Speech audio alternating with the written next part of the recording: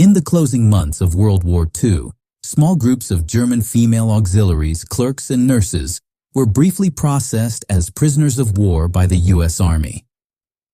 Most of these women had grown up hearing non-stop propaganda from their government, especially frightening myths about black Allied soldiers. They had no reason to question any of it, but when they finally encountered black American troops for the very first time, the moment shook them to their core. Germany was collapsing. Spring 1945. American units were sweeping across the Rhine, securing towns, medical stations, communication centers, and retreating German outposts. Amid the chaos were clusters of women, telephone operators, Red Cross workers, anti-aircraft helpers, medical typists, non-combat personnel simply caught in the flood of retreat. Many had never laid eyes on an American soldier before, and none had ever seen a black American serviceman. All their lives, radio broadcasts, films, and speeches had surrounded them with twisted stereotypes and manufactured terror. Their worldview was built on racial hierarchy so deeply embedded that few ever questioned it. Now, face-to-face reality was approaching, and it would dismantle everything they thought they knew. In a temporary holding area outside a newly seized German town, about 24 women sat on crates, torn suitcases, or thin blankets. They were exhausted, hungry, and unsure of what lay ahead. White American MPs guarded the perimeter. A whisper drifted through the group. "A transport unit is coming. They say some of the soldiers are black."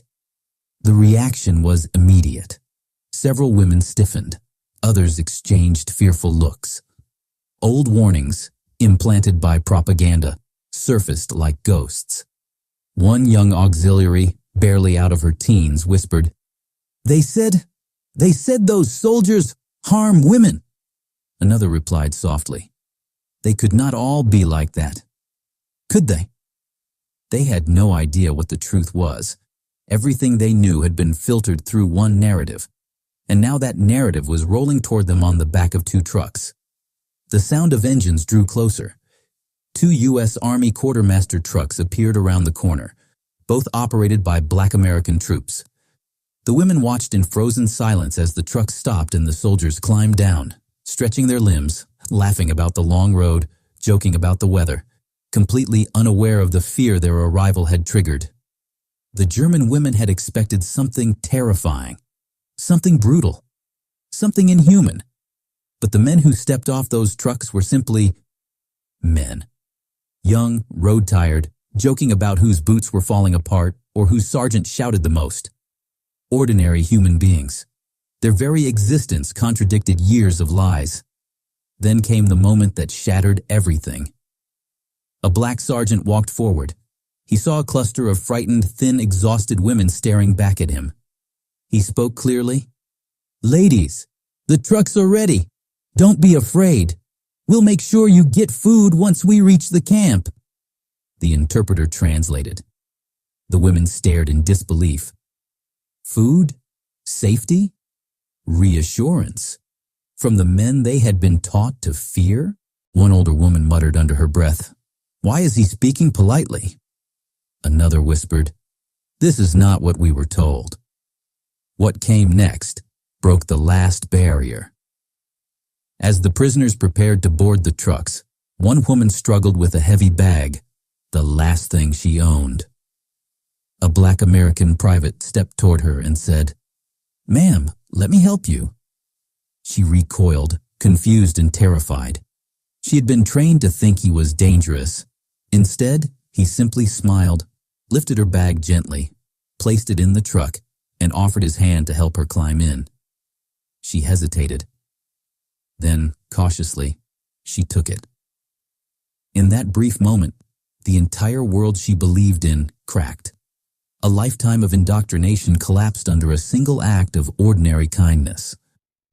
Later, she would describe that moment as the first time she realized how thoroughly she had been lied to. As the convoy traveled toward the processing camp, the tension slowly dissolved. The black American soldiers talked among themselves about home, about food they missed, about baseball and summer heat. There were no threats, no shouting, no cruelty, Only routine work and conversation. The German women exchanged glances of disbelief. Then quiet acceptance. Then something like respect. One whispered, "They are treating us better than we expected." Another replied, "Nothing they told us was true." The trucks eventually arrived at the temporary camp, where the women received water, blankets, and their first proper meal in days. The soldiers unloaded supplies and then moved on to their next assignment. Professional, calm, humane. No humiliation, no hostility, just duty. The women watched them leave, some with guilt, others with a stunned sense of awakening. Years later, one former nurse admitted, "They treated us with more dignity than we had been taught to expect. That destroyed the last pieces of what we believed." And that, more than any leaflet or Allied radio broadcast, dismantled the core of the ideology many civilians carried. Not force, not lectures. Simply kindness from the very people the propaganda machine had dehumanized. For many of those women, this chance encounter became a turning point. Proof that the world outside Germany was nothing like the nightmare they had been taught to imagine. Black American soldiers, men who faced segregation and inequality in their own country, extended compassion to people who had been taught to despise them. History rarely gives us moments so painfully ironic and deeply human. Sometimes one simple interaction can dismantle a lifetime of lies.